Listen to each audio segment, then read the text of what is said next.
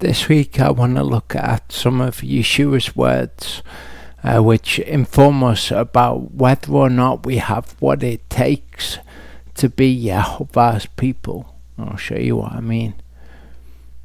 In Luke 14, he says, "What king going to fight against another king does not sit down first and take counsel whether he is able with 10,000 to meet him who comes against him with 20,000? And if not, while the other is still far away, he sends a delegation and asks conditions of Shalom." And you might wonder, you might think, well, if someone's coming against you with 20,000 troops and you've only got 10,000, then surely you wouldn't be able to go up against them, barring some kind of military tactics. So to take counsel whether you're able to go against the adversary with half the firepower, if you like, if we put that in terms of us being Yehovah's people, we need to reckon that we don't just have 10,000 troops. We have 10,000 troops and Yehovah on our side. That is, if we believe in Yehovah, if we believe what he says, that he is with us, then of course we reckon ourselves able with 10,000 to meet 20,000. This is actually a principle that we see elsewhere in Scripture as well. In Judges 7 we see Yehovah said to Gideon, "The people who are with you are too many for me to give Midian into their hands, lest Yisrael boast against me, saying, my own hand has saved me. And now proclaim in the hearing of the people, saying, whoever is afraid and trembling, let him turn back and leave Mount Gilad." And 22,000 of the people turned back, while 10,000 remained. Yehovah said to Gideon, "The people are still too many." So the point here is, it is supposed to look difficult. Things are supposed to look like there would be no other way to do them, or no way to do what Yehovah has asked of us. We might not see it in 20,000 people coming against us, but there will be things in your life where you are required to reckon not only your own ability, but also that Yehovah is with you. We had a comment on the channel last night for me. It's Sunday or first day here, so it was the night following Shabbat, Saturday night. The person commented and said, "I think that we have to work on Shabbat. It's the only way to survive in Egypt." And people who watch the channel know that I often use the example of Shabbat to illustrate what it is to have faith, because the person is right. That's how it looks, that we would have to work on Shabbat, but it's not our own capability to provide for ourselves that we reckon with when it comes to doing something that Yehovah has said. We also reckon that he is with us, and the number of people that I've known that have, to their own reckoning, had to work on Shabbat. It's not done in the company that anyone can have Shabbat off, Saturday off.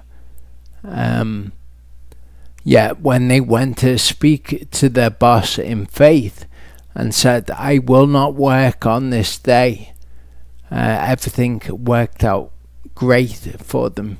They were put in a better position. If we take Yehovah out of the equation, then of course we are unable to do the things that he asks of us. Tithing is another example. He asks for us to tithe, and we might think, but that will leave me with not enough money, so I have to take that portion of my increase that is Yehovah's. And that might make sense, but when you reckon that Yehovah is with you, then you are provided for by him. And that's another thing that I've seen happen time and time again.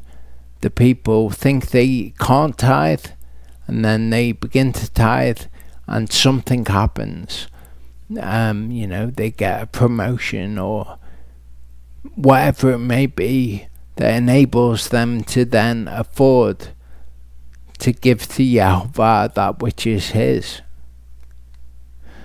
In 2 Samuel 24 it says, and again the displeasure of Yehovah burned against Israel, and moved David against them to say, go number Israel and Yehudah. And that word manah means to count or to number. We'll see another word used in verse 2 there.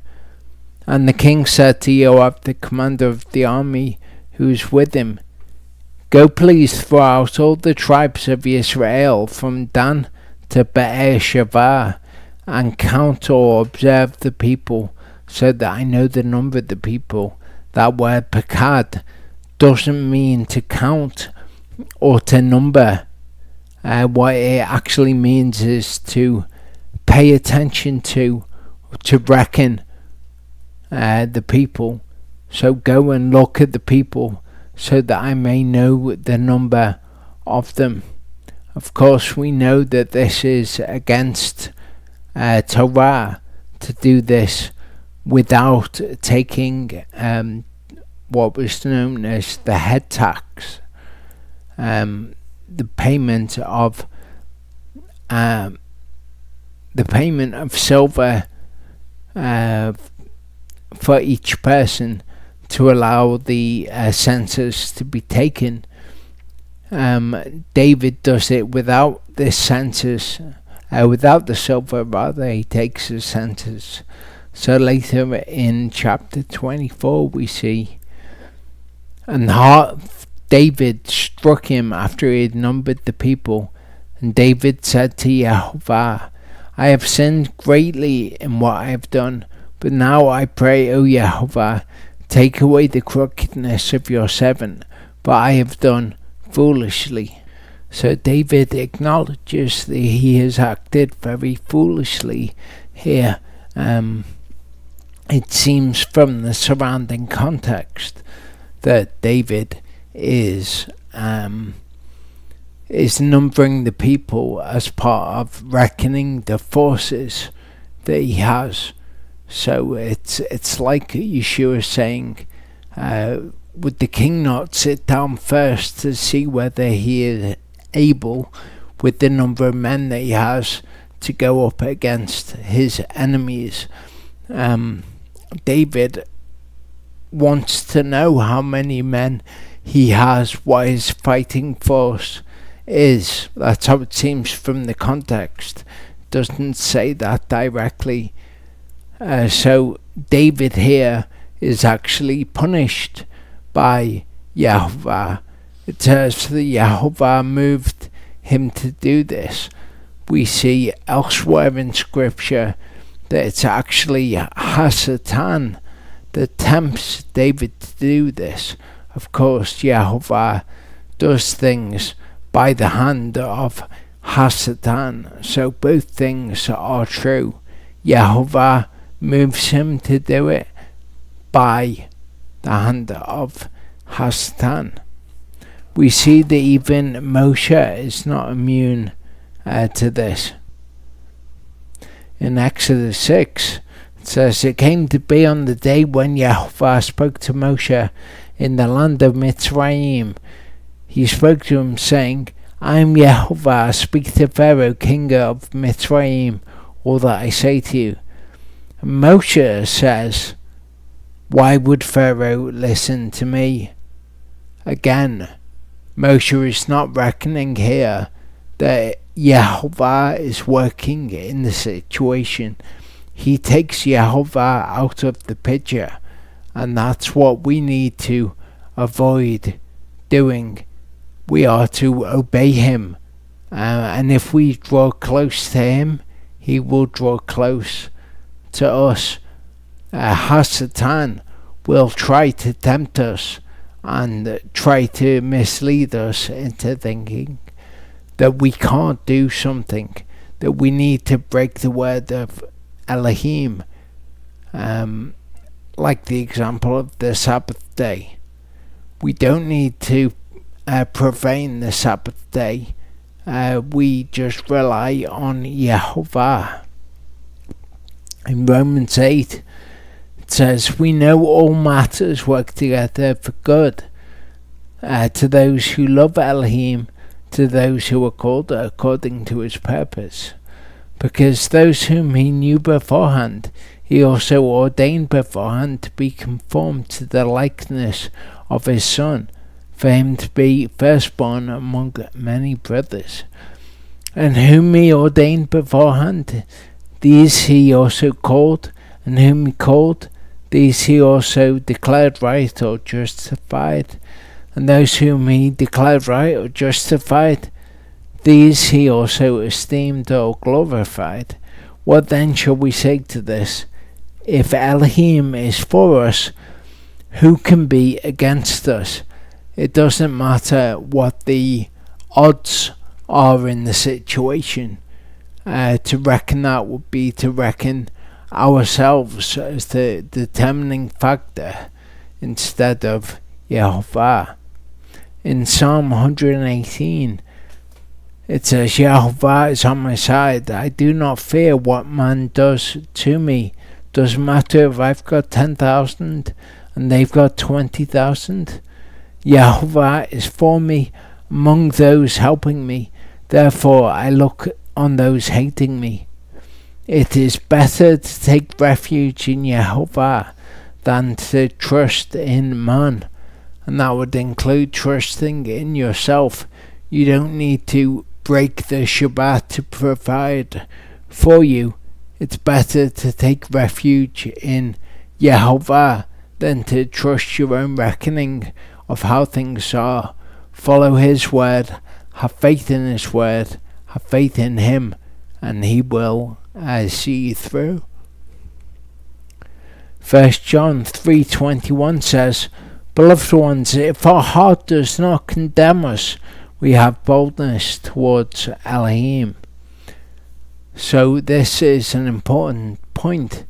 If you're following all of Yehovah's word, your heart does not condemn you. If you are innocent before him, then you can rely on him to see you through those situations which might arise because you're following his word.